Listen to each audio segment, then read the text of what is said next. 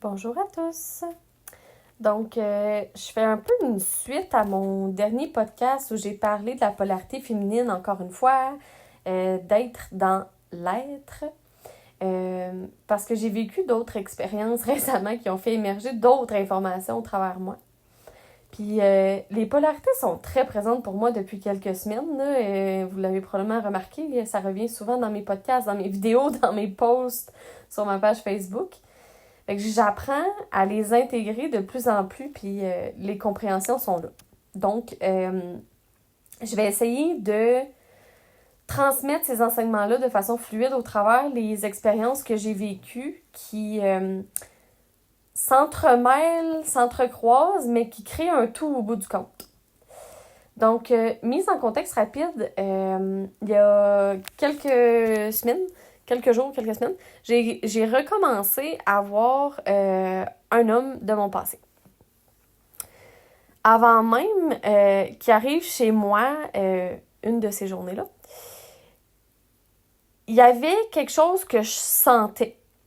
Puis je m'étais dit intérieurement, hey, ce soir, je vais lui offrir comme de la douceur, de la tendresse. J'avais senti que c'était vraiment ça qui serait nécessaire.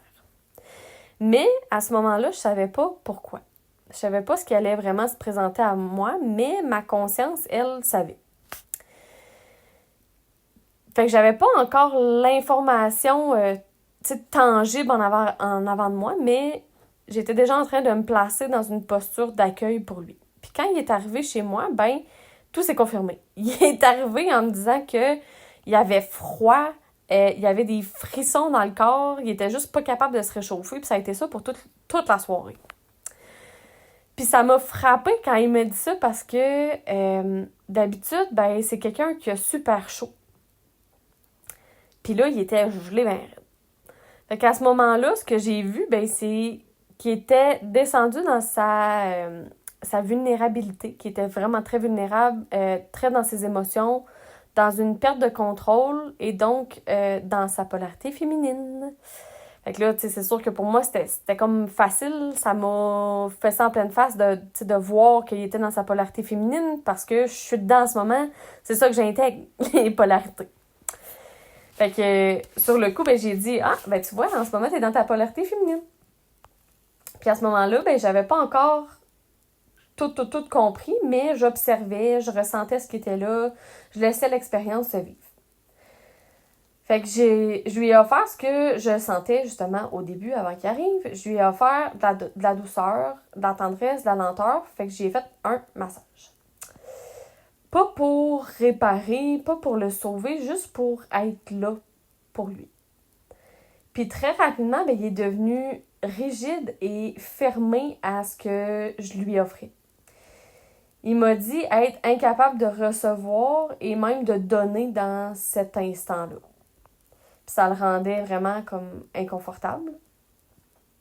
Fait que le féminin était là, mais il a comme été rejeté, tu sais. Il a été refusé. Le masculin, lui, était là aussi, mais il était blessé. Coupé de sa capacité à soutenir.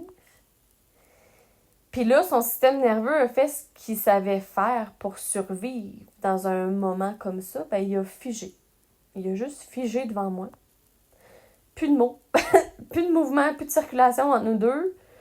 Puis moi, ben, mon système nerveux, il fige pas. Moi, je combat.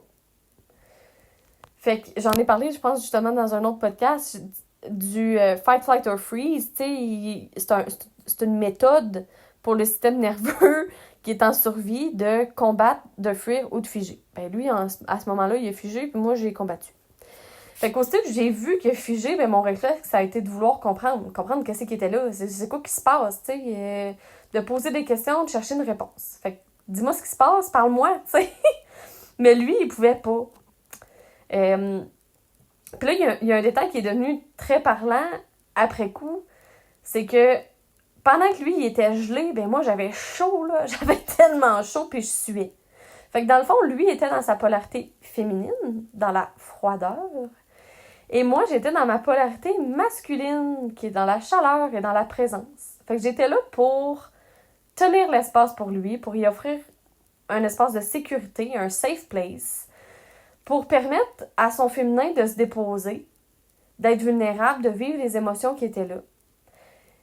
Mais pour lui, entrer dans son féminin, c'était très confrontant et c'était comme trop vulnérable pour lui, qui est tout le temps dans son masculin puis qui est l'homme fort, tu sais, qui est pas vulnérable, genre. Fait que son système nerveux, ben, il a choisi ce qu'il connaissait déjà, puis c'était soit de fuir ou de figer. Fait qu'à ce moment-là, il a figé, mais après ça, il a fini par me parler. Fait que, tu sais, ça s'est défigé, puis j'ai fini par comprendre, puis j'étais sûre que par la suite, il allait juste s'en aller. Fait qu'il allait fuir la situation. Puis finalement, ben, il a réussi à contenir ce qui était là, à vivre ses émotions, parce que je lui ai donné un safe place pour le faire. Puis il a été capable de rester. Ça s'est redéposé. Puis 2-3 jours après cette soirée-là, ben tout a explosé encore une fois entre nous. Il y avait comme plus d'espace disponible, il y avait plus de communication réelle, il y avait plus de circulation encore une fois. Puis à ce moment-là, ben, j'ai senti qu'il y a quelque chose de très clair en dedans de moi, c'est genre « Hey, là, tu vas t'arrêter de te trahir, là? Tu sais, arrête, là. » C'est comme à chaque fois, tu le laisses revenir, t'as mis des limites, tu tiens pas ta limite, tu te trahis toi-même. Fait qu'à ce moment-là, ben, j'ai fait quelque chose que j'avais pas nécessairement fait pour moi dans le passé. Je me suis rechoisie encore une fois. J'ai remis une limite claire, ferme, saine, pour moi et pour lui. Puis j'ai mis fin à la relation. Pas par rejet, pas par colère envers lui, mais par respect pour moi tout simplement. Puis aussitôt que j'ai posé cette limite-là, ben mon corps il a réagi, puis je suis tombée directement dans ma polarité féminine.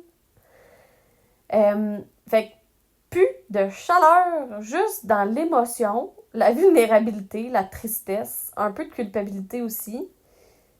Puis c'est moi qui ai eu froid à ce moment-là. Je suis tombée dans la froideur, puis j'étais juste pas capable de me réchauffer, tu sais. Peu importe ce que je faisais, j'étais couchée avec une grosse doudou, les calorifères dans le tapis, puis j'avais froid.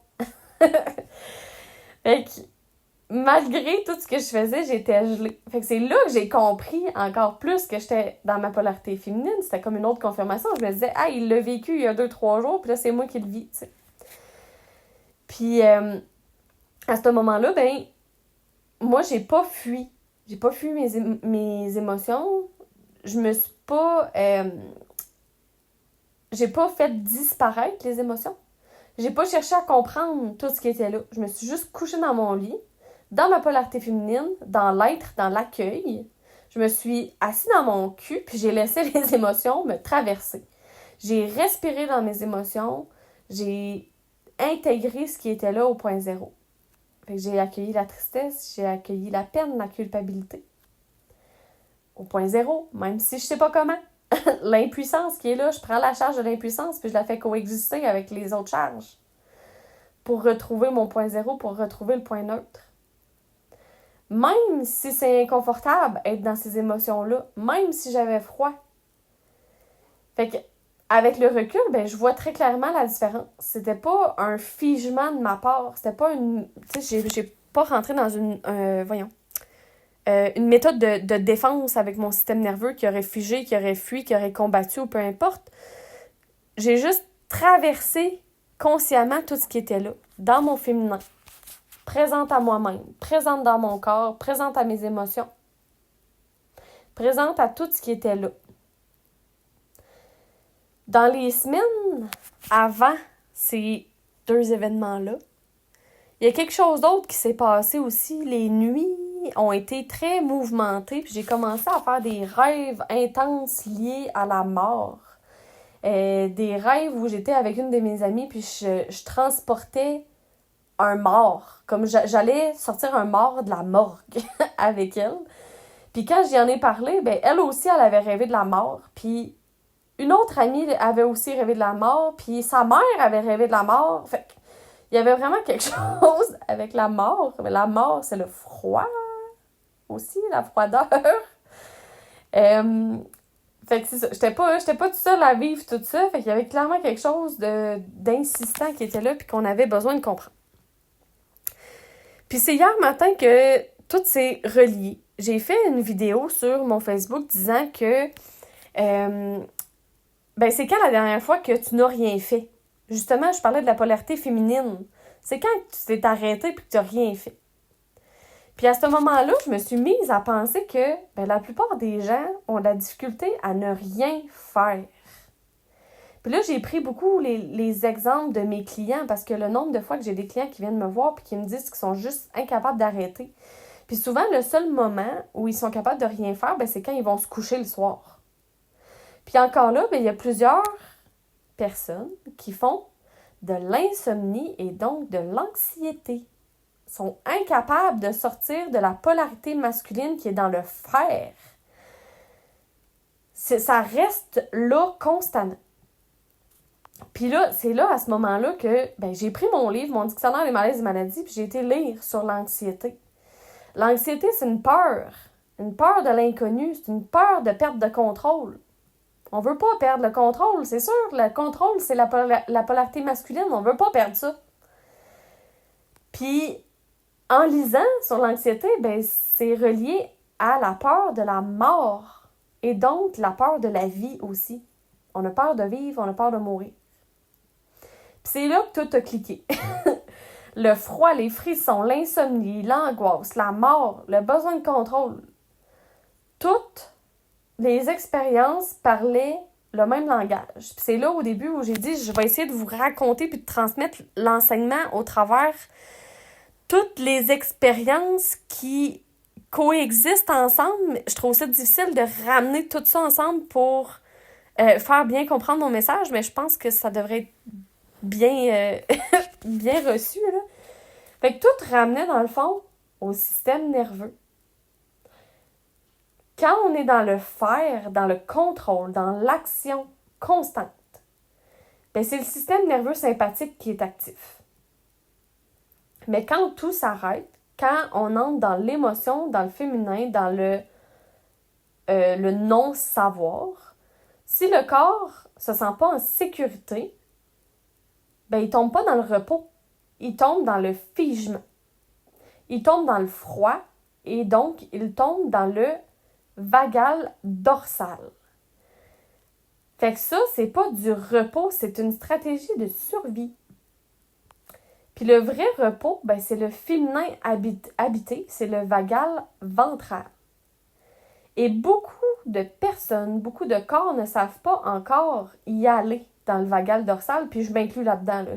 C'est vraiment le sujet principal depuis les 3 dernières semaines, de comprendre le système nerveux autonome, parasympathique, sympathique, le vagal ventral, le vagal dorsal, c'est hyper présent pour moi. Fait que je m'inclus là-dedans. Je sais que je suis pas rendue encore à l'intégrer parfaitement, mais je commence à le comprendre de plus en plus. Puis à l'intégrer tranquillement. Fait que décharger le système nerveux, revenir dans le vagal ventral. Fait que si ne rien faire t'angoisse, t'apporte de l'anxiété, si le silence te fait peur, si ton corps a froid quand tu ralentis, c'est pas qu'il y a quelque chose de brisé en toi. C'est peut-être simplement que ton système nerveux, il a jamais appris, en fait, à se sentir en sécurité dans l'être. Puis ça, ça s'apprend doucement, au travers le corps, au travers la conscience, en se permettant d'être et d'accueillir sa polarité féminine tout en la faisant coexister avec sa polarité masculine au point zéro.